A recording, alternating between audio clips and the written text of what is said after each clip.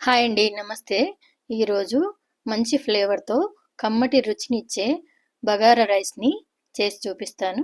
Stove మీద ఒక మందపాటి బాండి పెట్టుకొని అందులో 3 table spoons oil, 2 table spoons నెయ్యి వేసుకొని వేడి కానివ్వాలి. ఈ రైస్ నేను బాస్మతి రైస్‌తో చేస్తున్నానండి. చాలా రుచిగా ఉంటుంది. నూనె వేడైన తర్వాత ఇందులోకి మసాలా దినుసులన్నీ వేసుకొని గోల్డెన్ బ్రౌన్ వచ్చే వరకు బాగా వేయించుకోవాలి. మాడకుండా వేయించుకోవాలండి. అప్పుడే కలర్ఫుల్గా మంచి సువాసనతో మంచి టేస్టీగా ఉంటుంది ఈ రైస్. మసాలా దినుసులన్నీ ఇలాగా స్లోగా చిన్న మంట మీద కుక్ చేసుకోవాలి. మాడకుండా కుక్ చేసుకోవాలి. తర్వాత ఒక 4 పచ్చిమిర్చి చీలికలు ఇలా తరిగి వేసుకోవాలి. తర్వాత 2 పెద్ద సైజు ఆనియన్స్ కూడా ఇలాగ పొడవుగా కట్ చేసుకొని అందులో వేసుకొని ఆ ఆనియన్స్ కూడా గోల్డెన్ బ్రౌన్ వచ్చే వరకు వేయించుకోవాలి. ఇందులో కాస్త సాల్ట్ వేసుకున్నారంటే ఆనియన్స్లోని నీళ్ళన్నీ బయటికి వచ్చేసి ఆనియన్స్ త్వరగా వేగిపోతాయండి. ఇలాగే చిన్న మంట మీద గోల్డెన్ బ్రౌన్ వచ్చే వరకు వేయించుకున్నారంటే రైస్ మంచి ఫ్లేవర్తో రుచిగా ఉంటుందండి. చూస్తున్నారు కదా, ఇప్పుడు గోల్డెన్ బ్రౌన్ కలర్ వచ్చింది కదండి. ఇప్పుడు ఇందులో పుదీనా, మెంతి కూర, కొత్తిమీర వేసుకొని అది కాస్త ఫ్రై అయ్యేలాగా వేయించుకోవాలి.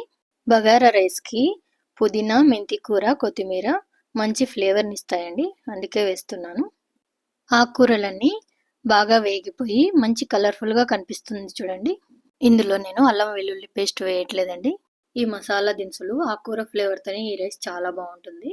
ఆనియన్స్ ఇలా బ్రౌన్ కలర్లో వచ్చిన తర్వాత ఇందులోకి 1.5 గ్లాసు రైస్కి 2.25 గ్లాసు వాటర్ వేసుకుంటున్నాను నేను. కరెక్ట్ సరిపోతుందండి ఇది. ఇలా వాటర్ వేసుకున్న తర్వాత అంతా బాగా కలుపుకోవాలి. ఇలా కలుపుకున్న తర్వాత ఇందులో రాళ్ళ ఉప్పును వేసుకొని అంతా కలిసేలాగా కలుపుకొని మూత పెట్టుకొని నీళ్లు మరిగే వరకు ఫ్లేమ్ని 5 నిమిషాల పాటు హైలో పెట్టాలి. ఇప్పుడు మూత తీసి చూద్దామండి. చూస్తున్నారు కదా, నీళ్ళన్నీ బాగా మరుగుతున్నాయి. ఇప్పుడు శుభ్రంగా కడిగి అరగంట పాటు నానబెట్టుకున్న బాస్మతి రైస్ని ఈ ఎసరులో వేసుకోవాలి.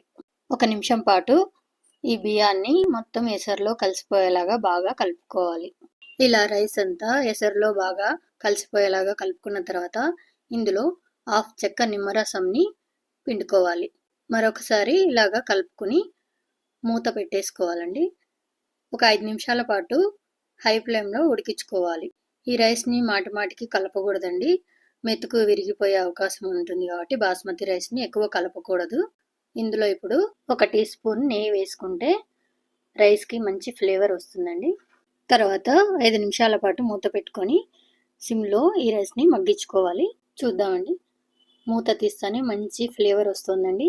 ఇప్పుడు నెయ్యిలో వేయించుకున్న జీడిపప్పును ఇలా పైన వేసుకోవాలి. మంచి ఫ్లేవర్తో గుమగుమలాడే బగారా రైస్ రెడీ అయిపోయిందండి. మీరు కూడా ఈ విధంగా తయారు చేసుకొని టేస్ట్ చేయండి. ఈ బగారా రైస్కి మటన్ కర్రీ కానీ, చికెన్ కర్రీ కానీ, ఆలూ కర్రీ అయినా కూడా చాలా బాగుంటుంది. తర్వాత ముఖ్యంగా గుత్తి వంకాయ కూర చాలా మంచి కాంబినేషన్ అండి. ట్రై చేసి చూడండి ఒకసారి, మీకే తెలుస్తుంది. మీకు ఈ వీడియో నచ్చినట్లయితే ఒక లైక్ చేయండి. Thanks for watching.